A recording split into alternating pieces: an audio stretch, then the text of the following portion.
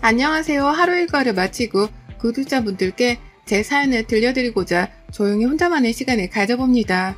이렇게 고요하게 혼자만의 시간을 가져본 게 언제인지 까마득하네요.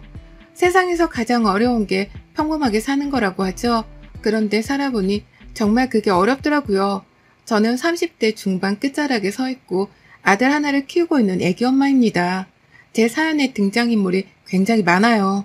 그래서 헷갈릴 수도 있을 것 같은데 제가 최대한 자세하게 설명을 해드릴 테니 걱정하지도 마세요. 그럼 본격적으로 정신나간 시댁을 고발해 보겠습니다. 여느 커플들이 다 그렇듯 저랑 남편도 연애하다 결혼 얘기가 오고 갔어요. 남편은 매사에 적극적인 편인데 유일하게 결혼 얘기만 하면 소극적인 태도로 변했었습니다. 이 모습이 너무 서운하기도 하고 어쩌면 나랑 결혼하기가 싫은 건 아닌가 하는 생각이 들기도 했어요. 저희 남편과 저는 한 번씩 아픔이 있는 사람들이라서 연애도 신중했고 결혼은 더더욱 신중했죠. 전 남편과 저는 결혼한 지 2개월 만에 바로 헤어졌는데 이유는 전 남편의 바람 때문에 뒤도 안 보고 바로 손절을 해버렸습니다. 바람은 한 번이 어렵지 두세 번은 쉽거든요. 봐달라고 정말 미쳤었다고 빌고도 빌었지만 전 받아주지 않았고 그렇게 이혼을 했습니다. 당연히 힘든 시간을 보냈지만 전 남편과 제 사이에 아이가 있던 것도 아니고 2개월이라는 짧은 시간 안에 헤어져서 그런지 오히려 괜찮기도 했어요. 그러나 저희 남편은 전처와 조금은 달랐습니다. 전처와의 사이에서 아이가 있어요. 딸아이라고 들었고 사진은 한 장도 없다고 해서 저도 본 적이 없습니다. 남편의 입을 통해 들은 이혼 사유는 전처와 너무 오래 봤고 너무 오래 싸웠다는 이유였어요. 처음에는 이게 무슨 말인가 싶었는데 이 둘의 관계는 꽤 오래 이어진 관계였죠. 10대 때부터 만났고 뭣도 모르던 철부지 시절에 사고 쳐서 애를 덜컥 낳아버리고 살았다고 합니다. 그 후부터는 어떻게 살기는 살았으나 매일같이 전쟁을 치렀고 결국 별거생활을 하면서 지내다 이혼을 했다고 해요. 지금은 서로 죽일 듯 싫어하는 사이라서 전처가 아이도 보여주지 않습니다. 심지어 남편도 본인의 딸이지만 전처를 너무 닮아서 솔직히 안 보고 싶다고 말할 정도로 전처가 싫다고 했어요. 그래도 양육비는 한 번도 빠지지 않고 매달 꼬박꼬박 챙겨주고 있습니다. 말은 저렇게 해도 본인 자녀에게 아빠로서 할 도리는 최선을 다하고 있었죠. 저랑 남편의 공통점 중 하나는 전 배우자들이 외도를 했다는 거라서 그런지 대화도 잘 통했고 뭔가 같은 상처가 있으니 더욱 끌리기도 했습니다. 이 사람이라면 제가 뭐든 믿고 해낼 수 있을 것 같은 그런 느낌이 들었어요. 심지어 처음 만남을 시작할 때도 머뭇거리는 제게 먼저 확신을 줬습니다. 당신이 망설이는지 아는데 우리 서로 신중할 수밖에 없는 건 너무 당연하잖아. 그치만 나 그 말은 정말 해주고 싶어. 당신이라면 절대 하기 싫었던 재혼을 하고 싶어. 이 말이 뭐냐면 당신이랑 잘 만나다가 새로운 가정을 꾸리고 싶어. 그러니까 우리 서로 노력해보지 않을래? 그렇게 말해줘서 고마워. 그치만 난 솔직히 아직도 용기가 부족해. 정말 바보 같지만 미안해. 답답하지? 나도 이런 데가 답답하기는 한데 내가 다치는 게 싫어서 새로운 시작조차 하기가 싫거든. 무슨 마음인 줄 알아. 그래서 당신에게 확신을 주는 거야. 그냥 가볍게 던지는 말 절대 아니고 나 진지하게 말하는 건데 당신이라면 진심으로 다시 내 인생을 시작해보고 싶어. 우리 잘 만나다가 결혼하자. 남편은 제게 먼저 결혼을 전제로 만남을 갖고 싶다고 말을 했습니다.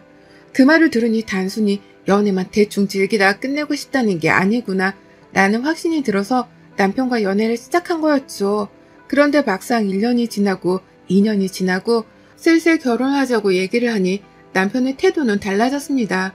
나이도 있고 심지어 저는 아이를 낳고 싶었기 때문에 더 늦기 전에 결혼을 해야 했어요. 남편에게 이제 결혼 준비를 시작하자 양가에 인사를 드리러 가자고 말을 하면 남편은 싫다고 말하지 않고 이리저리 대답을 회피하는 게 보였습니다. 뭔가 기분이 불쾌하고 답답하기만 했지만 대놓고 물어보면 돌아오는 대답에 제가 상처를 받거나 이 관계가 끝날까봐 무서워서 쉽게 물어보지를 못했어요.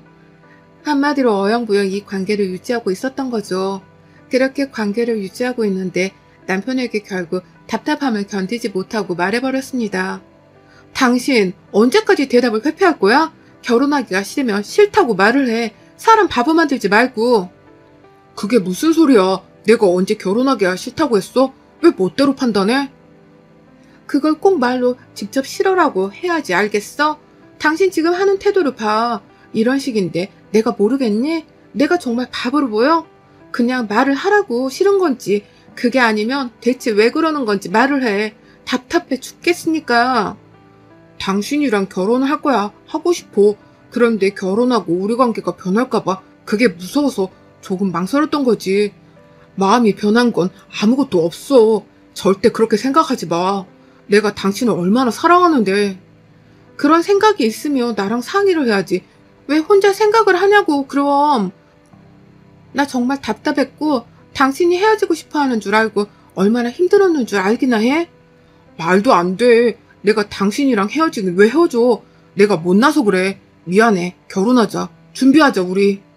결국 그렇게 눈물범벅이 되었고 저희 두 사람은 결혼 준비를 하게 되었습니다. 저는 남편에게 조금 서운했던 마음들이 눈 녹듯 다 풀렸어요. 어렵사리 결혼을 하기로 한 저희 두 사람은 양가 부모님들의 덕담을 듣고 많은 이들의 축하를 받으며 결혼을 했습니다. 결혼하고 나서 저는 바로 병원을 갔어요. 임신을 하려는데 혹시 몸에 문제가 없는지를 체크했습니다. 결과는 문제가 없다고 했고 안심을 했어요. 병원에 갔다 왔다는 얘기는 굳이 남편에게 하지 않았습니다. 혹시라도 부담스러워할까봐 말이죠. 자연 임신을 도전해도 괜찮을 것 같다고 들어서 부담 없이 마음을 놓고 지냈어요. 그런데 남편이 과할 정도로 아이를 원치 않는다는 식으로 말하는 게 보였습니다. 처음 한두 번은 그러려니 했는데 나중에는 제가 말리면서 물어봤어요. 여보, 우리 아이 가져야 하는데 자꾸 왜 그러는 거야? 우리 조금 있으면 노산이야, 노산. 자연 임신도 어려워진다고. 그럼 시술해야 하는데 그건 서로 너무 버겁고 힘들잖아. 우리 아직 신혼인데 벌써 애 생기는 거 원치 않아, 여보. 천천히 하자. 그래, 당신 입장도 이해하고 무슨 말인지 알겠어. 그런데 그렇게 천천히 하다가 나중에 자연 임신이 어려워지면 그때 그 버겁고 힘든 시술 다 견뎌낼 자신은 있는 거야? 당신이 하는 거 아니니까 뭐 괜찮다 이거야? 무슨 말을 그렇게 해. 당신 마음도 이해하지만 내 마음도 존중해줘야지. 애를 혼자 키우는 것도 아닌데 무조건 당신 뜻대로 애부터 낳아야 하는 건 아니잖아. 난 아직 애 키우고 싶지 않다고. 솔직히 애나 양육비 매달 보내는 것도 벅찬데 우리 애까지 태어나면 그 돈 감당 누가 해. 내 급여로는 택도 없잖아. 뭐라고? 그럼 당신이랑 전처 사이에 나온 딸 양육비 때문에 우리 애를 아직 낳지 말자는 말이네?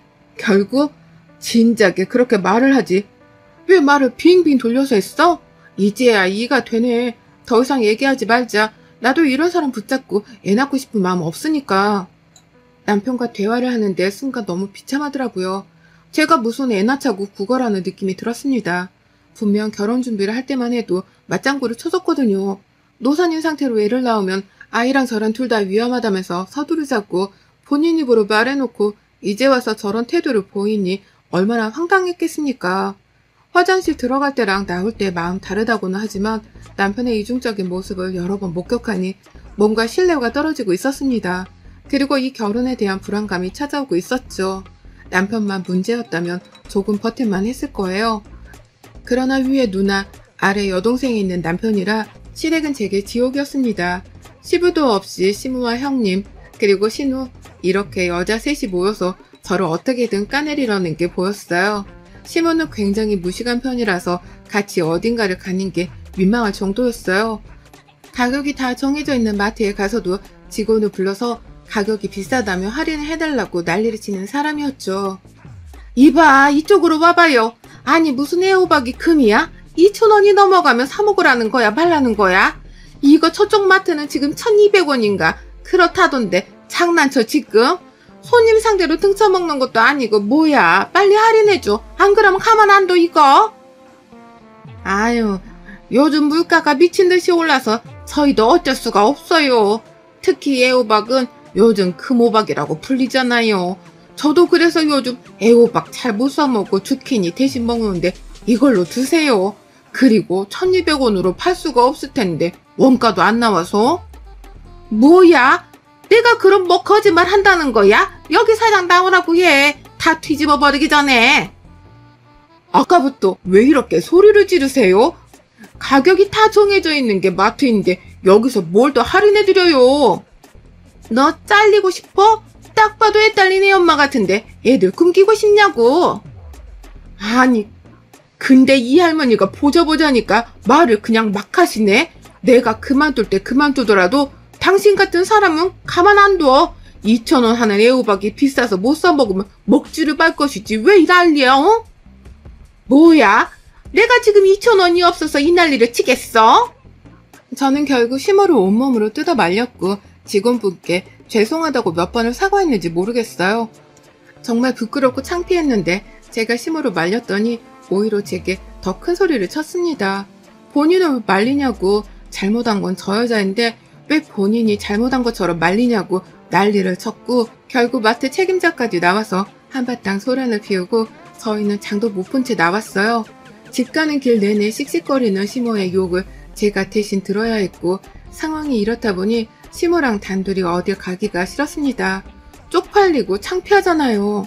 형님도 심호랑 성격이 똑같습니다. 무조건 큰 소리부터 내면 이기는 줄 알고 욱하는 성격이 있어요. 사람이 굉장히 부정적이고 누가 본인에게 조금만 거슬리는 행동을 해도 그걸 못 참고 바로 질러버리는 성격이었습니다. 신우는 형님과 심호랑은 조금 다른데 사람 약올리는 재주가 있었죠. 얼마나 비아냥거리는지 오히려 셋 중에 신우 때문에 열받던 일이 가장 많기는 했어요. 결론은 이 셋 다 너무 버겁다 보니까 어울리는 게 싫었습니다. 제가 시댁만 가면 기가 막 빨리는 기분이 들었어요. 저도 성격이 좋은 편이 아니거든요. 착한 사람도 아니고 온순한 성격도 전혀 아닌데 그런 저를 능가하는 이 사람들은 대체 뭐하는 사람들인지 알다가도 모를 일이었습니다. 시몬을 자주 봐야 친해진다는 주의여서 굳이 저희 부부를 시댁에 초대해서 밥도 먹이고 막 그랬어요. 그냥 쉬게 냅뒀으면 하는 마음이 있었는데 말이죠. 또 저희 부부가 시댁에 간다는 걸 들으면 형님도 오셨거든요. 신우는 시모랑 같이 살고 있으니 당연히 시댁에 있었고요. 이렇게 되면 또 이 세모녀에 쌓여서 저는 기가 빨리는 겁니다. 평상시 대화를 잠깐 들려드려 볼게요. 새언니, 피부과 다녀요? 언니 나이쯤 되면 다니면서 관리하지 않나? 가만 보면 새언니 피부 좋은 것도 안 좋은 것도 아니고 조금 애매해. 그치 언니? 나도 느꼈어 옳게. 그거 관리해. 안 그러면 나중에 폭삭 늙어 주름 생겨서 처지는 것도 한순간이다. 그건 그렇고 둘이 잘 지내고 있어? 뭐라고? 둘이 뭘 했다고? 아니, 안 싸우고 잘 지내고 있냐고 물어봤어. 싸우긴 왜 싸워? 싸우기만 해봐. 아주 내가 가만 안 두지. 그렇게 결혼하겠다고 잘 살겠다고 해놓고 싸우는 건 내가 용납 못하지. 그치, 솔직히 우리 오빠가 한 번 갔다 왔으니까 그러려니 하고 엄마가 받아준 거지. 안 그랬음 새언니 안 받아줬을걸요? 우리 엄마가 찜해도 며느리감을 보면 능력들이 대박이거든. 그건 그렇지. 늘 병심에 옳게. 또 이혼하고 싶은 건 아닐 거 아니야. 서로 이해하고 배려하라고. 우리 부부는 싸우지도 않고 애 둘 낳고 잘 살고 있잖아. 우리라고 서로 불만이 없겠어? 다 이해하고 배려하는 거야. 옳게는 그걸 못해서 이미 한 번 실패한 거잖아. 엥? 아니야 언니. 새언니 첫 남편 바람나서 이혼한 거잖아. 남편이 바람나는 것도 그거 다 여자 잘못이다. 지가 똑바로 간수 못하니 바람이나 피지. 제 얘기를 하고 있고 제게 질문을 수없이 하지만 정작 제가 대답할 틈을 주지 않는 게 이들의 대화하는 방식이었죠. 늘 이런 식으로 셋이서 꿍짝하며 은근슬쩍 저를 남편보다 아래라고 못 박듯이 말을 했습니다. 남편을 이겨먹겠다고 생각을 해본 적도 없는데 저런 말을 들으니까 너무 화가 났지만 저걸 또 상대하고 받아치면 5분이면 끝날 대화가 15분, 20분이 되니까 그냥 입 다물고 있었어요.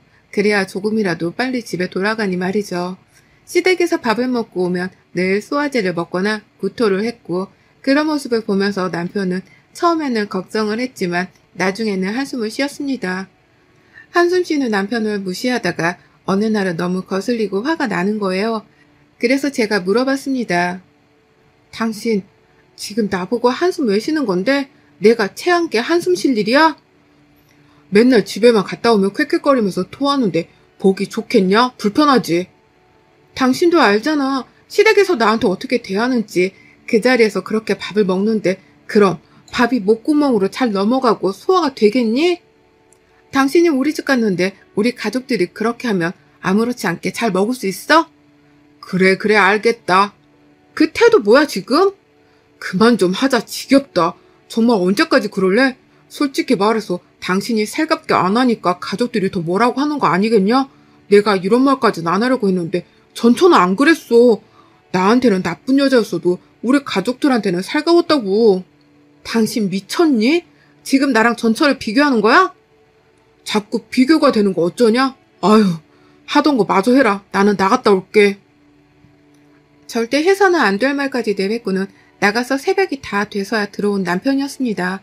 아무리 화가 나도 저런 말까지 할 사람은 아니었고 심지어 전처에 대한 감정이 좋지도 않은 사람이 전처랑 저를 비교할 리가 없다고 생각했어요. 한마디로 뭔가 수상쩍다는 기분이 들었습니다. 여자의 직감이라는 게 정말 존재하는 건지 전 이유도 없이 남편이 수상했어요. 딱히 달라진 거라고는 제게 쌀쌀맞게 하는 거 말고는 없었지만 남편을 유심히 보기 시작했습니다. 그러다 어떤 TV 프로그램을 봤고 거기서 블랙박스랑 내비게이션을 통해서 목적지를 보면 대충 뭘 하고 돌아다니는지 알 수 있다고 하더라고요. 전 그날 밤에 깊게 잠든 남편을 확인한 후 바로 행동으로 옮겼습니다. 설마 아니겠지 하면서 봤는데 블랙박스에서 흘러나오는 음성에는 남편의 딸로 추정되는 여자아이 목소리와 전처의 목소리 그리고 남편의 목소리가 들렸어요. 예나야, 배 안 고파? 배고파. 배 많이 고파. 정말? 우리 애나 배 많이 고파? 얼른 가야겠네. 애나 아빠 오랜만에 만났는데 그래도 아빠 좋아? 보고 싶었어?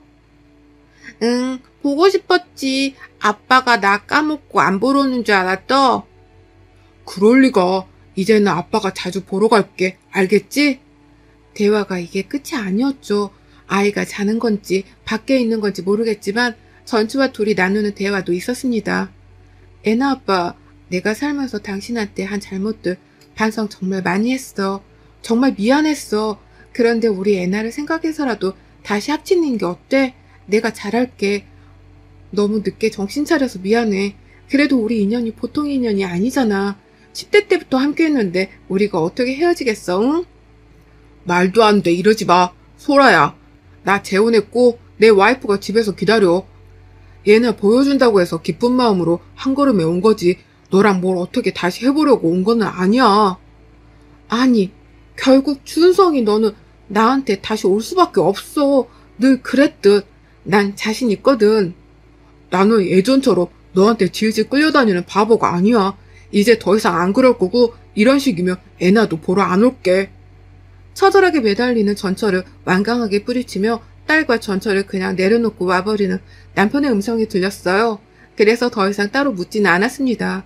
이런 일이 있었구나 싶었고 그래서 조금 예민했겠다 이해를 했어요. 그런데 이때 내내 속이 안 좋고 몸이 안 좋았습니다. 설마 하는 마음에 임신 테스트기를 해봤더니 기다렸던 도질이 나왔고 전 기쁜 마음에 바로 병원을 가서 확인도 했어요. 임신이 맞다는 말을 듣고 너무 기뻐서 남편에게 신이 나서 초음파 사진을 보여주며 말했죠. 여보, 나 임신했어. 세상에 이것 봐. 우리 아기래. 너무 작지. 강낭콩 같아. 임신을 했다고? 응. 그래, 임신했다고. 뭐야? 너무 놀랬어? 남편은 표정이 완전 굳었고 잠깐 나갔다 온다며 급히 나갔습니다. 무슨 일인지는 몰라도 하필 그 타이밍에 축하한다는 말 한마디를 안 해주고 뛰쳐나갈 정도로 급한 일일까 싶었어요. 그 후 밤 11시가 다 되어도 남편은 오지 않았고 전화도 받지 않았습니다. 12시가 다 되어갈 때쯤 소파에 앉아있는데 드디어 들어왔길래 현관 쪽으로 가는데 형님과 신우가 씩씩거리며 들어와서 제 머리채를 잡고 욕을 하면서 아주 난리가 났어요. 남편은 뒤에서 저를 노려보고 있었죠. 순식간에 벌어진 일에 명문도 모른 채 당했습니다. 이게 뭐하는 짓이에요 정말? 야, 너 내가 가만 안 둘 거야? 너 바람핀 놈 누구야? 누구냐고? 말 안 해? 그럼 내가 찾을까? 너도 그 자식도 둘 다 죽었어? 바람이라뇨. 제가요? 무슨 소리를 하는 건데요 지금? 나 정관수술한 사람이야 예전에. 근데 당신이 임신을 어떻게 했을까? 자백을 해 그냥. 더 비참해지기 전에. 이 나쁜 거사, 넌 내가 가만 안 둘 거야? 정말 억울했습니다.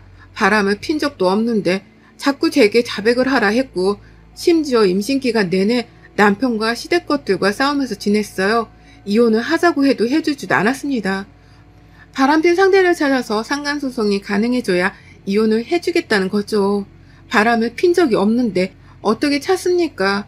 그렇게 피눈물을 흘리며 욕이란 욕을 다 먹고 10달을 버텨 아이를 출산했고 낳자마자 유전자 검사를 했네요. 당연히 남편 아이였고 전 그걸 남편에게 카톡으로 보내줬습니다. 그러다 집에서 형님과 신우가 찾아왔고 들어오자마자 아무 말도 안 하고 무릎을 꿇었죠. 전 이럴 줄 알고 친정 엄마를 불렀고 아이를 집에 데려가 있으라고 했습니다. 그 후 저희 언니랑 오빠를 불렀고 똑같이 해줬어요. 언니랑 오빠도 형님과 신우 그리고 남편 빰부터 시작해서 머리채를 잡고 반 죽였습니다. 한참을 그러다 저희 오빠가 말했어요. 세민이 너 말해. 이혼할래 말래? 당연히 해야지. 저딴 것들이랑은 더는 못 살아. 내가 못 살아. 내가 싫어. 잘 들어. 이 집은 내가 우리 딸이랑 살 거니까 네가 나가. 그렇게 친정 식구들의 도움으로 이혼을 하고 쫓아냈습니다. 위자료도 넉넉히 받았고 매달 양육비도 받고 있어요. 그 외에도 1년을 넘도록 내내 애기 먹을 거랑 장난감뿐 아니라 제 영양제랑 먹을 것도 내내 보내지만 연락을 받아주지 않고 있습니다. 약간 고민되는 건 딱 하나예요. 아이에게 아빠 자리를 뺏은 것 같아서 그건 미안한데 저런 아빠와 식구들은 없어도 될 것 같아서 절대 용서하지 않을 겁니다. 여러분의 생각은 댓글로 남겨주세요. 오늘도 시청해주셔서 정말 감사합니다. 안녕하세요. 저는 40대이고 충남 쪽에 살고 있는 결혼 4년차 유부녀입니다. 그간 이 채널에 제 사연을 올리고 싶어 몸이 간질간질했었는데 너무 바빠서 사연을 적을 시간이 없었어요. 그러던 중 이번에 딱 시간이 나서 사연을 적게 되었는데 꼭 채택이 되어 많은 분들이 제 사연을 들어주셨으면 합니다. 제 고향은 원래 서울이었고 남편과도 그쪽에서 만났어요. 저는 직업이 교사이고 남편은 양식 레스토랑 운영하고 있었습니다. 남편의 레스토랑 단골 손님이었던 저는 자주 갔었는데 자꾸만 서비스를 주더니 하루는 음식을 통해 마음을 전달하는 남편에게 완전 반했어요. 새하얀 접시 위에 하얀 꽃들이 장식되어 있었고 연락처와 함께 따로 만나고 싶다는 말이 적힌 작은 쪽지가 있었습니다. 그 당시에 그런 서프라이즈를 받아본 적이 없었던지라 너무 감동이었죠. 따로 만나본 남편은 로맨틱했고 다정했어요. 마음을 안 줄래 안 줄 수 없는 사람이었죠. 제가 약간 직업병처럼 학생들을 타이르고 가르칠 때 나오는 말버릇을 평소에도 사용할 때가 있는데 그럴 때마다 기분을 나빠하기는커녕 오히려 받아주는 사람이었습니다. 가장 친한 친구들에게 남편을 소개시켜 주었을 때 친구들의 반응도 좋았어요. 무조건 결혼까지 가야 한다며 꽉 잡으라고 했죠. 남편은 입 바른 소리를 잘하는 스타일이었고 전 그게 참 좋았습니다. 뭔가 친구들에게 잘 보이려고 애쓰지도 않았고 있는 모습을 그대로 보여주는데 그게 100점짜리 모습이라 좋았죠.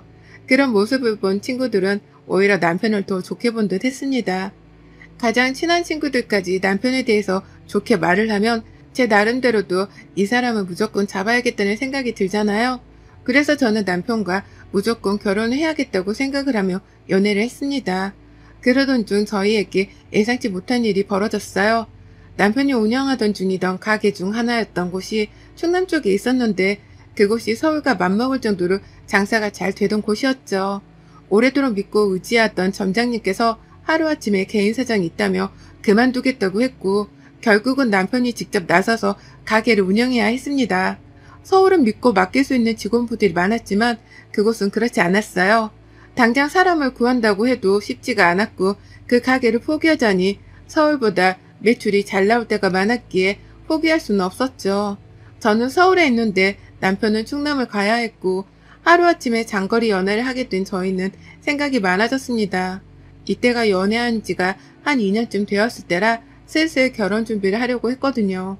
결국 많은 고민 끝에 남편과 저는 지겹던 서울 생활을 접고 충남이라는 곳에 터를 잡기로 결정을 했습니다. 저는 그쪽 학교로 옮겼고 남편은 서울을 가끔 왔다 갔다 하면서 관리를 하기로 했죠. 결혼을 한 후 충남이라는 곳에 난생 처음 가본 저는 꽤나 새로웠습니다. 학생들도 분위기가 달랐어요. 중학교 교사로 있었는데 아이들이 새로운 선생님인 저를 반겨줬고 그런 아이들에게 하나라도 더 알려주고 챙겨주고 싶었습니다. 남편이 내려와서 가게를 집중 관리하면서 오히려 매출이 더 상승했고 같은 충남이지만 다른 지역에도 가게를 더 내면서 남편의 사업은 쭉쭉 뻗어갔어요. 저희 부부는 각자의 자리에서 최선을 다하면서 그렇게 살고 있었습니다. 사실 제가 충남으로 내려간다고 했을 때 저희 친정 부모님은 반대를 하셨었죠. 연고도 없는 타지살이가 어디 쉬운 줄 아냐면서 혹여나 부부싸움이라도 하면 그렇게 힘들고 서러울 텐데 어쩌려고 그러냐며 반대를 하셨어요.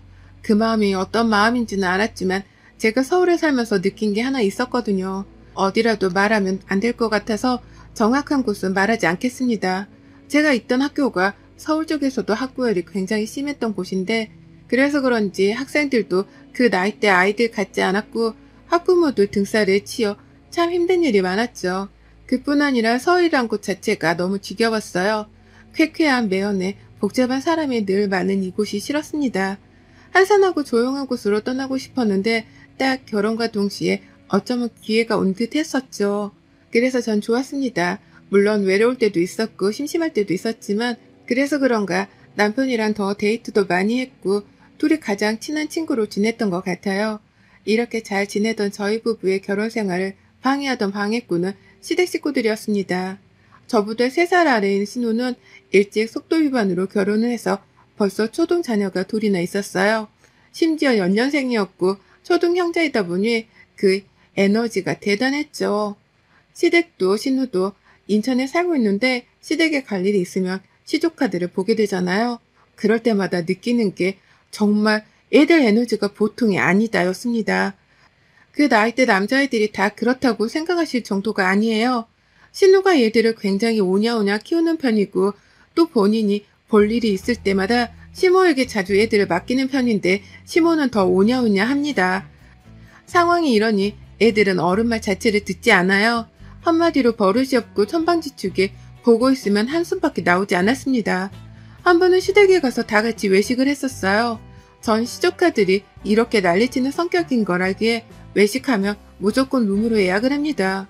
난리를 쳐도 말리지도 않고 오히려 다른 손님이 애들에게 뭐라고 하면 신우랑 신모가 더 날뛰면서 뭐라고 하는 걸 알아서요. 이날도 그걸 피하기 위해 룸으로 예약을 했고 회가 먹고 싶다고 해서 횟집을 갔습니다. 미리 알아보니 어린이 돈가스가 파는 곳이 있길래 그쪽으로 갔어요. 시조카들은 이미 들어가는 입구에서부터 소리를 막 지르면서 난리를 치다가 심지어는 신발장에 있는 다른 손님들의 신발을 꺼내서 서로에게 던졌죠. 그러다 결국 그 신발을 맞은 둘째가 악을 쓰며 울었어요. 이걸 본 제가 신우에게 말했습니다. 아가씨, 애들 좀 말려봐요. 손님들 신발을 이렇게 다 던지는데 물어내라고 하면 어쩌려고 그래요? 우선 세안이 데리고 나가서 달래고 와요. 제가 이안이 데리고 들어가 있을게요. 세안이는 뚝 괜찮아. 형아랑 놀다가 그런 건데 울면 안 돼. 그럼 둘이 못 놀지? 새언니, 애들이 다 그렇죠 뭐. 그냥 들어와요. 알아서 정리하겠지. 전 정말 놀란 게 애들이 던진 신발을 최소한 다시 집어넣고 정리는 해야 하는데 그것도 하지 않고 그냥 들어가는 신우였습니다. 결국 제가 다 정리하고 들어갔어요. 저희 부부의 신우 부부와 시조카들의 시모 이렇게 앉으니 꽉 찬 룸이었는데 그 룸에서 소리치며 뛰어놀고 있는 시조카들을 보니 벌써 머리가 어지러웠습니다. 저러다 사고 나겠다 싶었는데 아니나 다를까 문 열고 들어오던 직원분과 부딪혀서 물통이 다 쏟아졌죠. 컵은 종이컵이라 누가 다치지는 않았는데 저도 모르게 죄송하다며 급히 물을 닦았습니다. 그런데 신우는 직원에게 오히려 소리치며 말했어요. 저기요, 여기 애들 들어간 거 봤으면 조심해야 하는 거 아니에요? 그 컵이 유리여서 우리 애들 다치기라도 했으면 어쩔 뻔했어요? 아유, 어린애도 아니고 다 큰 애들인데 이렇게 뛰고 있을 줄 알았겠어요? 당연히 앉아있을 줄 알았죠. 뭐라고요? 여기 뭐야? 손님한테 뭐 저딴 식으로 말을 하고 있어? 지금 장난쳐요? 사장 오라고 해요. 사장님 안 계시고요. 아마 계셨어도 똑같이 말씀하셨을 겁니다. 아무리 룸이라고 해도 밖에서 애들 소리 지르는 거 다 들리니까 다른 손님들 불편하지 않으시게 주의 좀 부탁드릴게요. 신우의 지적에 직원은 오히려 시원하게 받아쳤고 잘했다 싶었죠. 그러나 직원의 태도에 기분이 제대로 상해버린 신우는 하나부터 10까지 트집을 잡았어요. 맛이 있네 없네부터 시작해서 싱싱하지도 않다면서 말이죠. 그러던 중 애들이 갑자기 문을 열고 나갔고 저는 불안함에 애들을 들어오게 하라고 했습니다. 그러자 신우와 시모는 거의 동시에 저를 노려보면서 애들이 노는 거 왜 막냐며 뭐라고 하더라고요. 제 상식으로는 도저히 이해가 안 가는 상황이었지만 냅뒀습니다. 왜냐면 제가 여기서 더 나서면 결국 모든 욕은 제가 다 먹게 되니 말이죠. 그렇게 불안하며 식사를 이어가던 중 결국 밖에서 큰 소리가 나면서 애들 울음소리가 들렸고 신우와 신우 남편은 급히 뛰어갔어요. 그리고 저는 일어서서 그 상황을 쳐다보고 있었습니다. 뭐예요 지금? 우리 애한테 왜 소리를 질러요? 미쳤어요? 당신이 얘네들 엄마야? 애들 교육을 어떻게 시켰길래 애들이 이렇게 개념이 없어? 어린 것도 아니고 이 정도 나이면 맑기도 알아먹을 나이인데. 뭐라고요? 당신 미쳤어? 우리 애들한테 당신이 뭔데 개념이 있네 없네 그딴 소리를 하고 있어? 애미를 보니까 애들이 왜 이렇게 개념이 없는지 알겠네. 애들 교육 똑바로 시켜요.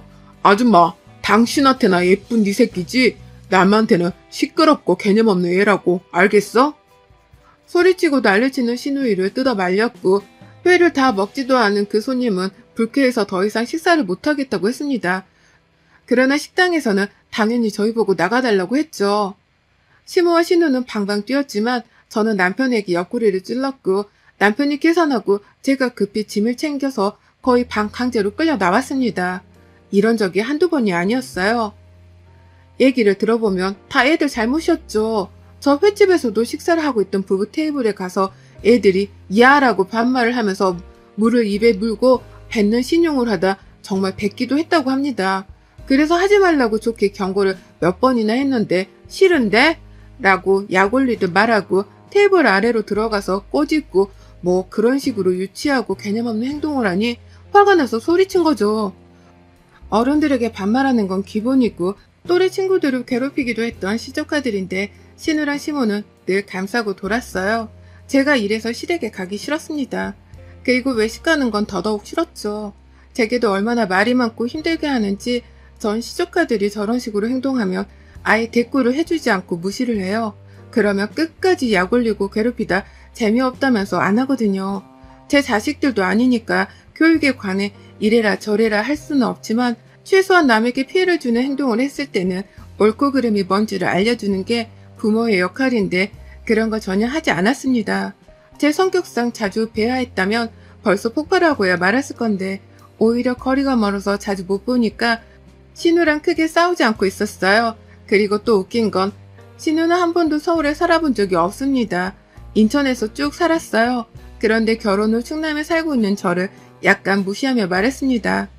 나는 진짜 시골에서는 절대 못 살겠던데 새언니는 참 대단한 것 같아요. 서울이 괜히 좋은 게 아니잖아. 편의시설도 그렇고 다들 어떻게든 올려오르고 애쓰는데 어떻게 반대로 새언니는 시골로 갔는지 난 아직도 의문이야. 지방이라고 해서 다 시골이 아니에요, 아가씨. 거기도 다 사람 사는 곳이고 별반 다를 게 없어요. 아가씨가 말하는 정말 그런 시골은 저도 안 가봤고 안 살아봤어요. 어쨌든 시골은 시골이죠. 그런 촌구석에 있으면 안 답답해요? 친구들은 뭐래요? 우스갯소리로 뭐 촌년이라고 안 놀려요? 제 친구들이었으면 촌년이라고 했을 건데. 네? 아니 그렇잖아요. 시골 촌구석에 살면 촌년 아닌가? 새언니는 교사라는 사람이 나중에 애 미래는 생각 안 해요? 얘를 그런 촌구석에서 낳고 뭐 어쩌라고요? 공기 맑고 경치 좋은 그런 시골은 가끔 여행으로 가고 사는 건 서울에서 살아야죠. 아가씨, 서울에서 살아본 적 없잖아요. 근데 왜 말끝마다 서울해요? 그게 더 촌스러운 것 같은데? 뭐라고요? 인천이나 서울이나 똑같죠. 새언니가 사는 촌구성이라고는 격이 다르죠. 예. 그 말도 뭐예요 지금? 저 무시해요? 무시라기보다는 웃겨서요. 정작 서울에서 태어나고 30년을 넘게 살았던 저는 아무 말 안 하는데 서울에서 단 하루도 안 살아본 아가씨가 맨날 서울 하면서 저를 촌년이라고 하니까 좀 웃기지 않나? 아님 말고요. 누가 보면 서울 땅이 다 신호가라고 생각할 정도로 서울 부심을 부리며 저를 무시했습니다. 그러나 타격감은 없었고 그냥 웃겼습니다. 한편으로는 얼마나 나를 까내릴 게 없으면 겨우 저런 걸로 공격할까 싶기도 했죠. 이렇게 신우와 저는 앙숙 사이였고 그 가운데 낀 시모는 말을 아끼는 편이었으나 결국은 신우 편이었어요. 제게 뭐라고 하긴 했으나 막 대놓고 엄청 뭐라고 못하는 게 저희 부부가 시모에게 매달 용돈을 드렸거든요. 역시 현금이 최고라고 용돈을 드리니 자주 안 가도 연락을 자주 안 해도 뭐라고 하진 않으셨습니다. 남편은 늘 제 편을 들어줬고 제가 나서지 말라고 했어요. 정말 나서야 할 때나 말할 테니 그때 나서고 그 외에는 절대 아무 말도 하지 말라고 했죠. 그래서 정말 아무 말도 하지 않고 늘 묵묵히 곁을 지켜주며 눈으로 욕해줬어요. 그러던 중 평소에 별로 연락도 하지 않던 사이인 신우가 먼저 전화가 왔습니다. 뭔가 느낌이 서늘했지만 받았어요. 새언니 저예요. 별일 없이 잘 지내고 있죠? 네, 무슨 일 있어요? 먹고 무슨 일이 있어야 전화하나요? 그냥 뭐 새언니 잘 지내나 궁금해서 해봤죠. 부탁할 게 있나봐요? 새언니는 그냥 돗자리를 펴요. 어쩜 그렇게 촉이 좋대? 나 지금 온몸에 닭살 돋았잖아. 정말 대박이다. 뭔데요? 언니네 학교 여름방학이 다 다음 주 맞죠? 네, 근데 왜요? 아니, 생각해보니까 숙모가 유능한 교사인데 애들이 뭐하러 학원 가나 싶어서요. 우리 애들 방학 동안 언니네 보낼 테니까 공부도 알려주고 그 시골 동네에서 자연 체험인가 뭔가 그런 것 좀 해줘요. 아가씨, 지금 그걸 말이라고 해요? 방학이라고 제가 놀겠어요? 그 말은 그냥 방학 내내 제가 애들 보라는 소리잖아요. 전 그렇게 절대 못해요. 부탁해요. 애들 좋아하겠다. 맨날 도시에서 제대로 놀지도 못했는데 자연에서 뛰놀고 공부도 배우고 이러다 1등 하는 거 아니야? 하, 고마워요, 새언니. 딱 저렇게 본인 할 말만 하고 전화를 끊었고 저는 순간 너무 열받아서 소리를 질렀네요. 이어 제가 카톡을 보냈죠. 분명 싫다고 했으니 절대 보내지 말라고, 봐줄 의향 없다고 말입니다. 그런데 답이 없더라고요. 불안함에 남편에게도 이 사실을 말했고 남편도 전화를 해서 그럴 수 없다고 말을 했죠. 그러자 신우는 얼버무리며 전화를 끊었습니다. 저희 부부가 이렇게까지 말했는데 설마 애들을 보내겠어? 하는 생각으로 2주를 보냈어요. 그런데 갑자기 초인종이 울렸고 올 사람이 없는데 누구지 하는 마음에 누구세요? 라고 했더니 숙모 저희 왔어요! 라고 하는 겁니다. 정말 어이가 없어서 현관문을 열어보니 애들과 짐가방이 있었고 이어 신우에게 전화가 왔죠. 지금 이게 뭐하는 짓이에요? 당장 못 데려가요? 어쩌죠? 저희 부부 제주도 보름 살기 하기로 해서 지금 가는 중이라 돌아갈 수가 없어요. 보름만 애들 잘 부탁할게요. 새언니가 교사인데 어련히 잘해줄까? 전 걱정 없어요. 애들 공부도 잘 시켜주고 자연체험 이런 것도 좀 부탁해요 언니. 그럼 이만. 정말 딱 저렇게 말하고 신우와 신우 남편은 핸드폰 전원을 꺼버렸습니다. 미치고 팔짝 뛸 기세였는데 시조카들은 순식간에 집안을 난장판으로 만들었고 미친 듯이 뛰어다녔죠. 그 결과 아래층에서는 결국 시끄럽다며 올라왔고 정말 죄송하다고 여러 차례 말씀드렸어요. 전 일하고 있는 남편에게 전화를 해서 말했습니다. 여보, 당장 집으로 와봐. 아가씨 미친 거 아니야? 애들이랑 짐가방만 덜러 현관 앞에 두고 제주도 보름살이 한다고 갔어. 둘 다 핸드폰 전원도 꺼놨다고. 지금 애들 뛰고 난리쳐서 아랫집에서 3번 올라왔고 나 미치기 일보 직전이니까 빨리 와 당장. 뭐야? 알겠어. 지금 바로 갈게. 그렇게 온 남편은 시조카드를 진정시켰고 시모에게 전화를 했으나 시모는 모르는 일이라고 이왕 이렇게 된 거 봐주라고 했죠. 결국 답은 저희가 인천까지 가서 시모에게 애들을 넘겨주고 오는 방법뿐이었는데 하필 또 시모도 지인들과 여행 중이었어요. 이러니 애들 맡길 곳이 없어서 머리를 제대로 썼구나 싶었습니다. 이러지도 저러지도 못하니 남편은 우선 봐줘야지 어쩌겠냐고 했지만 전 정말 돌아버릴 것 같았어요. 애들이 말을 안 듣는 겁니다. 뛰지 말라고 말을 하면 더 뛰고 날뛰었고 아랫집에서는 미칠 것 같다고 왜 그러냐고 했죠. 사정을 말했으나 돌아버릴 것 같다고 막 그러시는데 그 마음 이해했습니다. 전 결국 너무 열받아서 신우 참교육을 하기로 다짐했어요. 신우가 제게 원했던 게 애들 교육과 자연체험이었으니 딱 그렇게 해주기로 했죠. 전 버릇없고 산만한 애들에게 교육을 시작했고 계획표를 세우게끔 해서 하루를 그렇게 살게 했습니다. 공부에는 학습 교육도 했지만 애들 교육도 했고 애들은 당연히 지루하다면서 하기 싫어했지만 전 엄마가 시킨 거라 어쩔 수 없다고 했어요. 그리고 자연체험은 근처 어르신들 밭일을 하는 걸 돕게 했습니다. 우리가 쉽게 먹는 음식들은 사실 이렇게 다 누군가가 힘들게 고생해서 나오는 것이라고 알려줬고 애들은 처음에는 흥미를 보였지만 당연히 이후에는 재미없다고 하기 싫다고 했어요. 그러나 역시 이 또한 너희들 엄마가 하라고 해서 숙모는 어쩔 수가 없다고 했죠. 그렇게 시조카들이 온 지 4일차가 되었을 때야 신우이에게 전화가 왔고 제가 받지 않고 바로 첫째 조카를 바꿔줬습니다. 당연히 애들은 엄마 아빠 어디냐고 여기 있기 싫다고 공부도 싫고 시골도 싫다면서 울었어요. 신우가 저를 바꾸라고 했고 제가 전화를 대신 받았습니다. 이봐요 새언니, 우리 이한이 왜 울어요? 지금 뭐 한 거예요 대체? 아가씨 말 이상하게 하네? 아가씨가 공부시키라고 해서 공부시켰고 자연이 뭔지 알려주라고 해서 자연이 뭔지 알려준 거 말고 나 한 게 없는데 아가씨가 그렇게 하라고 우리 집에 보낸 거 아니었어요? 적당히 시켜야죠. 이한이 세한이가 힘드니까 울지. 적당히가 어딨어. 보름 동안 배우려면 이 악물고 해야지. 이한이 세한이한테 반일 시켰다면서요. 그게 무슨 자연체험이에요? 반일만큼 자연을 느낄 수 있는 일이 어딨어요? 우리가 먹는 음식이 이렇게 힘들게 누군가의 손을 거쳐야 나오는구나를 깨닫게 해주는 건데 그런 거 시키지 말라고요. 내가 얼마나 귀하게 키우는데. 아 그래요? 그럼 공부도 시키지 말고 자연 느끼는 것도 시키지 말라고 하면 더 이상 여기에 있을 필요가 없네? 그럼 여기에 있을 필요 없으니까 내일 당장 제주도로 보낼게요. 3시 도착이니까 그 전에 공항 와서 기다렸다 애들 픽업해요? 뭐라고요? 막무가내로 그러는 게 어딨어요? 이에는 이, 눈에는 눈이다? 내일 3시니까 시간 잘 지켜요? 전 그렇게 전화를 끊고 받지 않았어요. 그리고 다음날 애들을 제주도로 보냈습니다. 당연히 제가 함께 갈 수는 없었기에 방법을 찾았죠. 보니까 승무원을 통해서 애들이 부모를 만날 때까지 보호해주며 동행하는 서비스가 있어서 그걸 이용했습니다. 애들은 그렇게 보냈고 그 이후 신호는 저 때문에 휴가를 망쳤다고 일을 갈고 저를 괴롭혔어요. 시무를 이용해서 뚝하면 시댁 호출을 했으나 가뿐히 무시를 했고 그러던 중 하루는 시댁에 정말 가야 해서 갔죠. 그랬더니 신우가 제게 이거 해라 저거 해라 명령질을 하길래 아가씨 너가 직접 하라고 했습니다. 그 말을 듣고 신우가 제게 야라고 소리를 쳤고 저는 더 크게 왜라고 했더니 제 머리채를 자꾸 흔들더군요.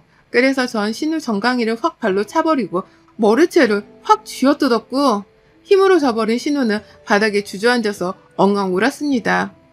아가씨는 내가 착해 보이나 봐. 정도를 모르고 선을 넘네. 한 번만 더 까불어봐. 그때는 머리를 아예 다 뽑아버릴 테니까. 그리고 어머님도 애매하게 아가씨랑 제 사이에서 저 힘들게 하지 마세요. 자꾸 그러시면 용돈이고 뭐고 다 끊고 그냥 이 사람이랑 조용히 둘이 살던가 아니면 이 사람도 반납해 버릴 거니까요. 나서라고 하지 않았기에 역시 말 잘 듣는 남편은 조용히 지켜봤고 제가 다치지 않도록만 해줬습니다. 그리고 그 이후 신우와 시모는 제 눈치를 보며 살고 있어요. 특히 신우는 저를 아주 어려워한답니다. 이럴 줄 알았으면 4년이나 참지 말고 진작에 머리채를 쥐어 뜯어버릴 걸 그랬나봐요. 여러분의 생각은 댓글로 남겨주세요. 오늘도 시청해주셔서 정말 감사합니다.